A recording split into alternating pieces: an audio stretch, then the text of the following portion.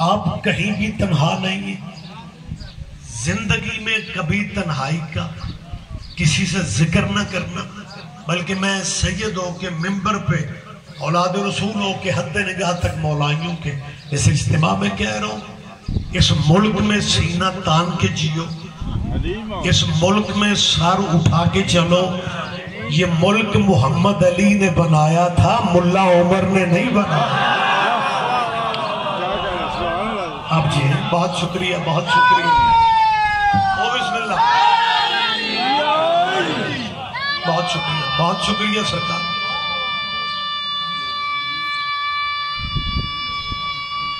جب آپ سارے دیں گے میں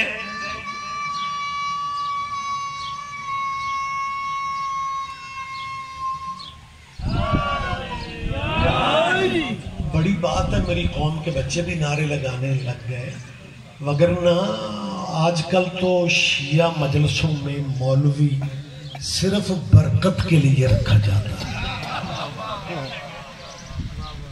لیکن میں چاہتا ہوں کہ دیکھیں، ذاکر مجھے بھی اچھے لگتے ہیں، سوزیوں والے اور اچھے لگتے ہیں، اچھی طرزیں، اچھے مولا کی قصیدے پڑھتے ہیں، لیکن اگر پنڈ میں دکان کے تھڑے پہ کسی مخالف مذہب کے بندے سے بات کرنی پڑ جائے، پھر وہاں قصیدہ نہیں پڑھا جاتا، بے شک بے شک، پھر وہاں پہ بات کی جاتی، بے شک بے شک۔ لہٰذا میں بہت شکریہ، جو میں اپیل کرنا چاہ رہا ہوں، میں نے کیوں کہا سر اٹھا کے چلے، میں نے کیوں کہا سینہ تان کے جیو، میں دوسری دفعہ کہہ رہا ہوں، آخر ایک ذہن میں آتا ہے ریاض رضوی آپ یہ کیوں کہہ رہے ہیں، اور میں اس لیے کہہ رہا ہوں کہ جو اللہ کا کرم شیعوں پہ ہے نا، کسی اور مذہب پہ ہے ہی نہیں۔ مذہب تو اس ملک میں اللہ والے بھی ہیں، حضور والے بھی ہیں، لبیک والے بھی، میری طرف دیکھیں شاہ جی، میری طرف دیکھیں، لبیک والے بھی ہیں، مذہب فرقے بہت سے ہیں، لیکن میں کوئی ڈرائنگ روم میں باتیں نہیں کر رہا، کیمروں کے سامنے بات کر رہا ہوں، پبلک میں بات کر رہا ہوں، ذمہ داری سے کہہ رہا ہوں، ہم ماڑے صحیح، ہم شیعہ مسکین صحیح، ہم شیعہ تیری نظر میں کچھ نہ صحیح، لیکن جو کرم شیعوں پہ ہے کسی اور فرقے پہ ہے ہی نہیں۔ مجمع چپ رہے گا مجھے دکھ ہوگا، تھوڑا کرم ہے اللہ کا کہ زمانہ جنہیں اپنا مرشد بنائے پھرتا ہے، دنیا جنہیں اپنا مرشد سمجھتی ہے، ان کے مرشد بھی تیرے مرشدوں پہ درود نہ پڑھے ان کی نماز نہیں ہوتی۔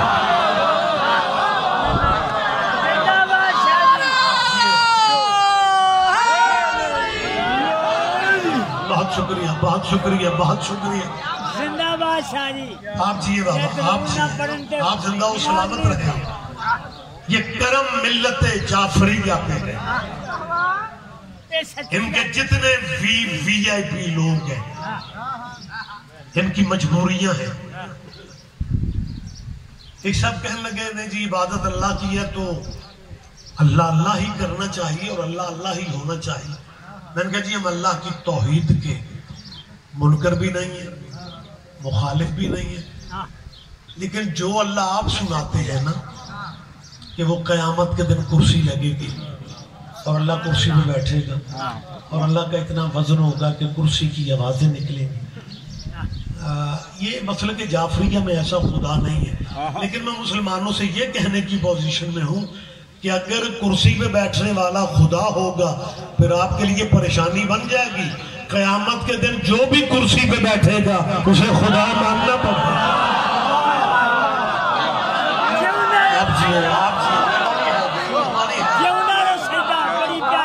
بہت شکریہ، بہت شکریہ، بہت شکریہ۔ ان کی مجبوریوں پہ ترس آتا ہے، قسم بخدا۔ جتنے اعتراض ملت جعفریہ پہ آپ کرنا چاہتے ہیں کریں، ہم قرآن و حدیث کی روشنی میں جواب دینے کو تیار ہیں، لیکن صورتحال بڑی عجیب ہے۔ وہ ایک اسلام آباد میں مسجد ہے، لال مسجد، وہاں پہ دو بھائی مولوی تھے، ایک شہید ہو گیا تھا پرہیز و شرف کے دور میں، اور ایک برقع پہن کے شہادت سے بچ گیا تھا۔ پچھلے دنوں اس برقعے والے مولوی نے کہا کہ میں شیعہ مولویوں کو چیلنج دے رہا ہوں کہ میرے ساتھ آ کے مباہلہ کرو۔ پہلے تو میں نے کلپ دیکھا اور کلپ دیکھ کے میں یہ سوچتا رہ گیا کہ کہ شیعوں کو وہ بھی چیلنج دینے لگ گئے ہیں جن کے مرشد مسئلہ پوچھنے بیٹی کے پاس جاتے ہیں،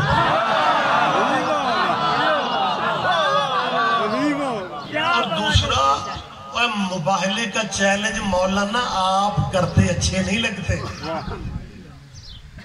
کیونکہ آپ کے کسی بڑے کو بھی مباہلہ میں رسول لے کے نہیں گئے تھے، جن کی فیملی مباہلہ میں جا ہی نہیں سکی، معاملہ رہ گیا تیری مجبوری کا، جس میں ہمیں ترس آتا ہے کہ سارا دن رات آل محمد کی مخالفت، میرا بیٹا سن رہے ہیں، مخالفت کریں گے آل محمد کا، اور جب مصلی پہ کھڑے ہوں گے پھر سلام پھیرنے سے پہلے کہیں گے اللہم صلی علی محمد وعلا، جو وہ کہتے ہیں، جو پڑھتے ہیں میں وہی پڑھ رہا ہوں، وعلا آل، دن پورا بھونکتے تھے آل محمد کو، مصلی پہ کہتے ہیں اللہ پلیز درود بھیج، اوپر محمد کے اور آل محمد کے مولوی جی ذرا بھی شرم نہیں ہے، یہ نماز کیسی ہے جو آل محمد کے بغیر ہو ہی نہیں رہی۔ اور اس کے بعد بڑی جلدی میں بات کروں، اور اس کے بعد کہتے ہیں کما صلیتا علی ابراہیم وعلا، ہمیں اللہ کا فرق ہے، آپ پریشان ہو کے بیٹھے، میں سرکاری درود پڑھ رہا ہوں، وعلا آل ابراہیم چوسب انکا حمید مجید۔ ترجمہ آپ کے ذہنوں میں جو کبھی کبھی مجلس میں بیٹھتے ہیں ان کے لیے ترجمہ کرنا پڑے گا۔ اللہ درود ہے جو اوپر محمد کے اور ان کی حال، جیسے تو نے ماشاءاللہ، کما کا مطلب ہے جیسے، صلیتا تو نے درود بھیجا ابراہیم پہ، بول پڑھو، اور ابراہیم کی، ابراہیم ڈیرے دار نبی تھا، میں نے کیا کہا ہے، آپ ڈیرے داری نہیں سمجھتے، مجھے تو یوں لگ رہا ہے میں فتو منڈ میں نہیں امریکی مجمع سے باتوں کر، اور ڈیرا بلڈنگ کو نہیں کہتے، مہمان بھوکا نہ جائے اسے ڈیرے داری کہتے۔ ابراہیم علیہ السلام مہمانی صاحب اتنے بڑے ڈیرے دار نبی تھے کہ دو زندگی بھر بغیر مہمان کے عمران کھانا نہیں کھانے۔ مہمانی والی انتہا دیکھیں کہ فرشتے، دو فرشتے ایک دن انسانی شکل میں ابراہیم کے پاس آئے، ابراہیم ان کا لنگر بھی پکا کے بیٹھ گئے، اور جب دسترخوان پہ کھانا آیا تو ابراہیم علیہ السلام نے ان سے کہا کہ آپ کھانا کھائیں، تو انہوں نے جواب دیا کہ جی ہمیں تو بھوک ہی نہیں لگتی۔ پچھلے بھائیوں تک آواز میری جا رہی ہے؟ مہمانی ابراہیم نے اپنے مہمانوں سے کہا کہ کھانا شروع کریں، تو انہوں نے آگے سے جواب دیا کہ جی ہم نہیں کھائیں گے۔ ابراہیم نے کہا کیوں؟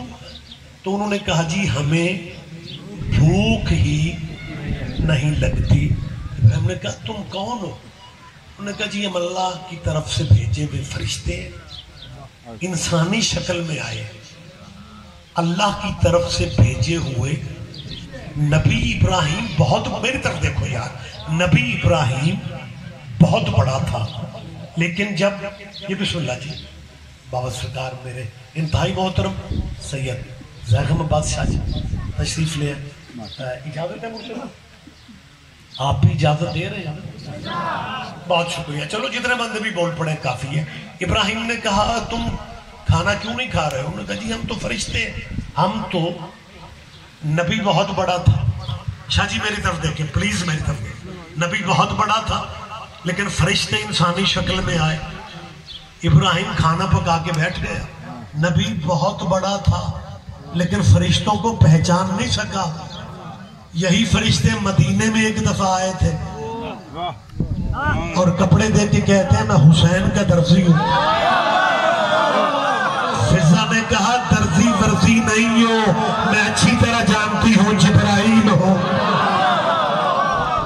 کیا کہنا، کیا کہنا، مہربانی سر، مہربانی سر، بہت شکریہ، بہت شکریہ، آپ جیے کما صلیتا، جیسا تو نے درود بھیجا ابراہیم پہ اور ابراہیم کی.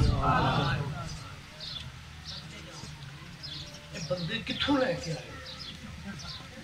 ایسا 7 بندے ہیں جی. میں پہچان رہا ہوں نا سبحان اللہ نا ماشاءاللہ. انا للہ پڑھو میں چلا. عجیب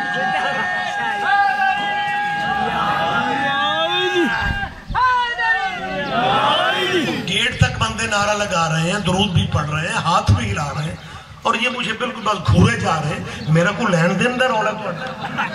فریش ہو جاؤ یار، تھوڑی ہمت کر کے بیٹھو.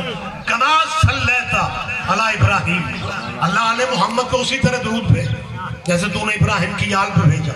میں نے کیا کہا؟ ابراہیم ڈیرے دار نبی تھا. ڈیرے دار اسے کہتے ہیں جو مہمان نواز ہو.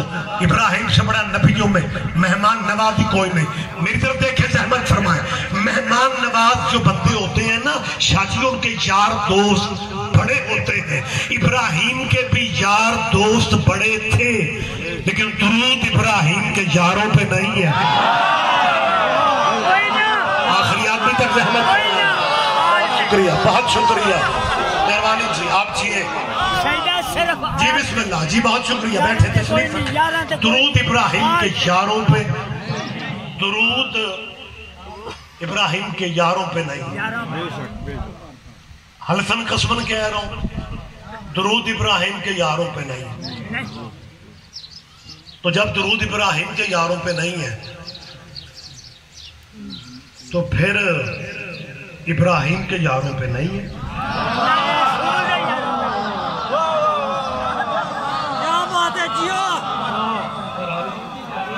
اللہ کے رسول کے یاروں تے ملے، وہی بھی حال چاہیے. مجھے یاد ہے میرے استاد محترم قبلہ مبلغ اعظم مولانا محمد اسماعیل مرحوم، سبحان اللہ، میری خطابت کی جتنی بھی میں سمجھتا ہوں پیریڈ ٹائم گزرا ہے، میں نے کوئی مجلس ایسی شاید نہیں ہو جس میں مبلغ اعظم قبلہ کا نام لے کے میں نے بات نہ کی ہو. ایک مولوی کہنے لگا مولوی اسماعیل کہ تم جو شیعہ فخر کرتے ہو کہ ہمارا مذہب نبی کے بیٹوں کا مذہب، تم شیعہ فخر کرتے ہو کہ ہمارا مذہب محمد کی آل کا مذہب ہے. کہ میں نے کہا بالکل فخر والی بات ہے، لیکن اس مولوی نے دلیل دینے والی اخیر کر گیا. اس نے کہا مولوی اسماعیل اپنی قوم کو سمجھا، یہ نہ فخر کریں کہ ہمارا مذہب محمد کے بیٹوں کا مذہب ہے. پتر تے نبیاں دے بھی ڈوب گئے. حضرت نوح علیہ السلام کے بیٹے کو اس نے حوالہ دیا کہ پتر نبیاں دے دی. تو یہ کیا ہے جی ہمارا مذہب محمد کے بیٹوں کا مذہب ہے، آل کا مذہب ہے. قرآن کہہ رہا ہے اور اسماعیل اپنی قوم کو سمجھا دو کہ رشتہ داریاں کام نہیں آئیں گی. جب اس مولوی نے کہا نا رشتہ داریاں کام نہیں آئیں گی، مولانا اسماعیل نے جواب میں ایک ہی لفظ کہا کہ لگے مولوی جی آپ نے مجھے پریشان کر دیا ہے. جب رشتہ داریاں کام نہیں آئیں گی، یاریاں کام آ جائیں گی. جی بہت شکریہ، بہت شکریہ، بہت شکریہ. میں آپ کی سوچوں سے بھی جلدی ممبر میں بھائیوں کے حوالے کر رہا ہوں کیونکہ صورتحال اس طرح کی ہے، لمبی مجلس پڑھنے کی فرصت ہی نہیں ہے، اور جہاں آگے پہنچنا ہے وہ بھی سفر زیادہ ہے. بالکل آخری لفظوں سے میں قریب ہو رہا ہوں. جب رشتہ داری دیکھیں، اچھا مجھے سمجھ نہیں آتی، بیٹا نوح کا ڈوبا تھا، جان شیعوں کی کھاتے ہون گے نہ بیڑے تضاد کسے پوچھنی نہیں. بخاری صاحب آکھیا عمل نہ تے ہون گے نہ بیڑے اصحاب کسے پوچھنی. کس چیز سے فخر کرنا جی؟ نوح کا بیٹا ڈوب گیا، نوح کا بیٹا میرے شہر کا حد نگاہ سے جیتا جاگتا مجمع. میں تسلیم کر رہا ہوں کہ حضرت نوح نبی نوح علیہ السلام کا بیٹا ڈوبا تھا. مجمع چپ رہے گا، مجھے دکھ ہوگا، لیکن میں پڑھے لکھے دوستوں سے ریگولر مجلس سے سننے والوں سے پوچھنا چاہتا ہوں کیا نوح نبی کے گھر سے صرف بیٹا ہی ڈوبا تھا؟ کیا کہنے کیا کہنے کیا کہنے؟ جی بسم اللہ، جی بسم اللہ۔ بزرگ اٹھ کے کھڑے ہو کے کہہ رہے ہیں میرے مالک نے صحت والی زندگی دے، دونوں بازو پھیلا کے کہہ رہے ہیں لو دی بیوی بھی ڈوب گئے، لو دی بیوی بھی۔ یہ وہاں کہہ سکتے ہیں، میں یہاں نہیں کہہ سکتا، ہمارے تو پہلے یہ پرچے کٹے ہوئے ہوتے ہیں، لہذا میں نو بائی پاس تو لنگن دیو۔ ایک نو کا بیٹا ڈوبا تھا، دوسرا اس بیٹے کی چھوٹی امی ڈوبا۔ پچھلے بھائیوں تک اگر میری آواز جا رہی ہے، ایک نوح کا بیٹا ڈوبا تھا اور دوسرا اس بیٹے کی امی ڈوبی تھی۔ اس کا مطلب ہے کچھ بیٹوں نے امی کی وجہ سے بھی ڈوبنا۔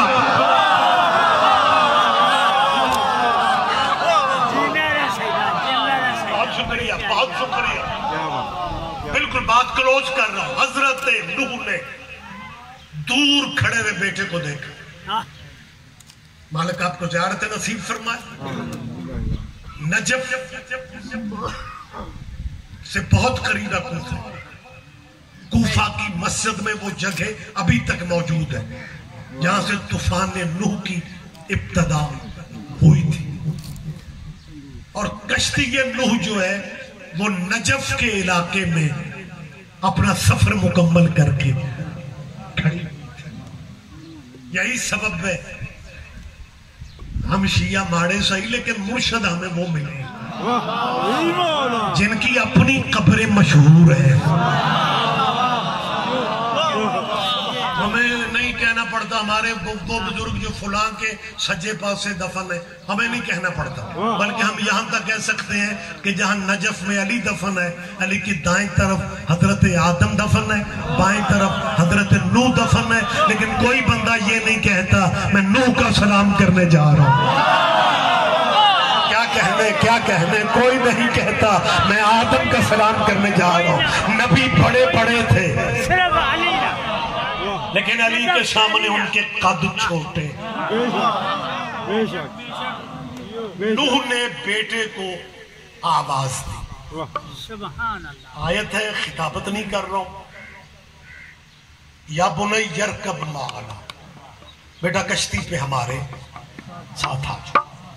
بیٹے نے وہیں کھڑے ہو کے کہا سآوی الی جبل یعصمنی من الماء۔ اس نے بالکل چٹا کورا جواب دیا۔ اس نے کہا بابا میں نے کشتی پہ نہیں چڑھنا، سآوی الی جبل۔ یہ سین لہد ہے، آوی لہد ہے، لکھا اکٹھا جاتا ہے۔ یہ اصل میں لفظ ہے سا آوی، سا آوی، ساوی نہیں۔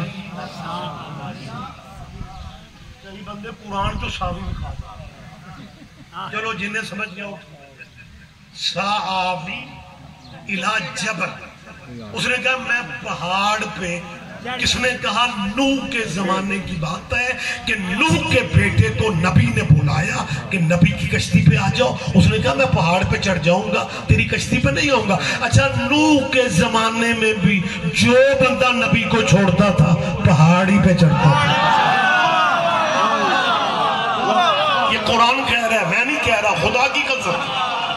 قرآن میں جبل کے لفظ نہ ہو تو میں مجرم۔ سآوی الی جبل، میں پہاڑ پہ چڑھوں گا اور پہاڑ کی بلندی مجھے عذاب کے پانی سے بچا جائے۔ اچھا، نوح کا بیٹا یہ سمجھتا تھا کہ سیلاب کا پانی نیچے رہے گا، میں پہاڑ کی چوٹی پہ چڑھ کے سیلاب انجوائے کروں گا۔ آپ سن رہے ہیں؟ وقت نہیں ہے، تفصیلات میں جا نہیں سکتا۔ نوح کے بیٹے نے نبی کی کشتی کو چھوڑا، پہاڑ پہ چڑھا۔ پہاڑ کو جب محسوس ہوا کہ نبی کا منکر مجھ پہ کھڑا ہے، پہاڑ شرم سے پانی پانی ہو گیا۔ کوئی تو سمجھے گا باریکی۔ بہت شکریہ، بہت شکریہ، بہت مہربانی۔ اور جب پہاڑ کی چوٹی پہ بہت بلندی، پہاڑ کی چوٹی پہ حضرت نوح کے بیٹے کو پانی یہاں تک پہنچا، یعنی وہ ڈوبنے کے قریب، غرق ہونے کے قریب ہو گئے، تو نوح نے اپنے بیٹے سے کچھ نہیں کہا، اللہ سے کہا ان وعدک الحق، اللہ تیرا وعدہ تو سچ ہے، تو نے کہا تھا نوح کشتی بنا، تیری اہل بچے گی، اللہ یہ کیا ہو گئے؟ ان ابنی من اہلی، میرا بیٹا میری اہل ہے، اور یہ اہل ہو کے ڈوب رہے. اللہ نے جھڑک دے کے کہا لیسا من اہلک، یہ تیری اہل ہی نہیں. اللہ کرے میں سمجھا سکوں، نتیجہ میں سمجھا سکوں. اللہ یہ آیت ہے، قرآن کی آیت ہے، لیسا من اہلک، یہ تیری اہل ہی نہیں. بیٹا نبی کا تھا لیکن اللہ نے کہا یہ تیری اہل ہی نہیں. جب ہمارے مسلمان بھائیوں کی علماء برسات اور سیلاب کے دنوں میں کشتی نوح کی باتیں سنائے نا، پھر جب وہ یہاں تک قرآن کی تفسیر پڑھتے پڑھتے جب پہنچتے ہیں نا کہ لیسا من اہلک، پھر ان پہ وجد طاری ہو جاتا ہے. اور پھر انہیں کہتے پڑھتے ہیں اللہ مرضیوں والا ہے، مالک مرضیوں والا ہے، چاہے تو بیٹوں کو اہل سے نکال دیتے ہیں. مالک مرضیوں والا ہے. مالک جب تک آپ چپ ہیں میں نے بھی یہیں تک رکھنا ہے. مولوی کیا کہتے ہیں؟ مالک مرضیوں والا ہے، چاہے تو بیٹوں کو اہل سے نکال دیتا ہے. اللہ مرضیوں والا ہے، چاہے تو بیٹوں کو اہل سے نکال دیتا ہے. آج میں ریاض رضوی بھی وجد میں کہہ رہا ہوں، واقعی اللہ مرضیوں والا ہے، چاہے تو بیٹوں کو اہل سے نکال دیتا ہے، چاہے تو نواسوں کو بیٹا بنا دیتا ہے. آپ جی ہیں کیا کہنے. بہت شکریہ. نوح کو اللہ نے جھڑک دے کے نواسوں کو بیٹا بنا دیتا. مہربانی حیدر، لیسا من اہلک، یہ تیری اہل ہی نہیں. ایکو کم کر، یہ تیری ایکو کم کرو، یہ تیری اہل ہی نہیں. لیسا من اہلک، بیٹا نبی کا تھا. غرق کیوں ہوا؟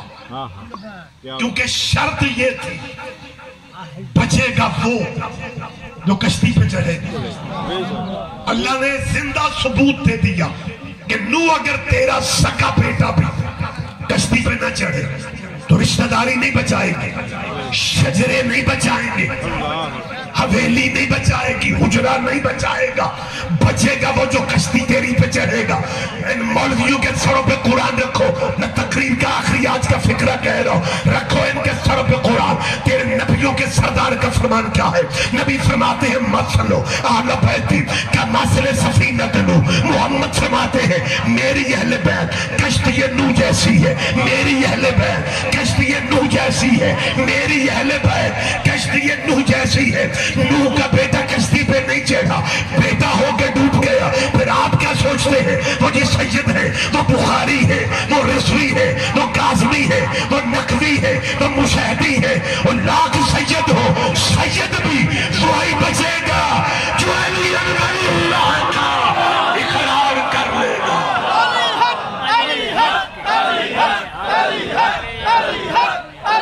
قربانی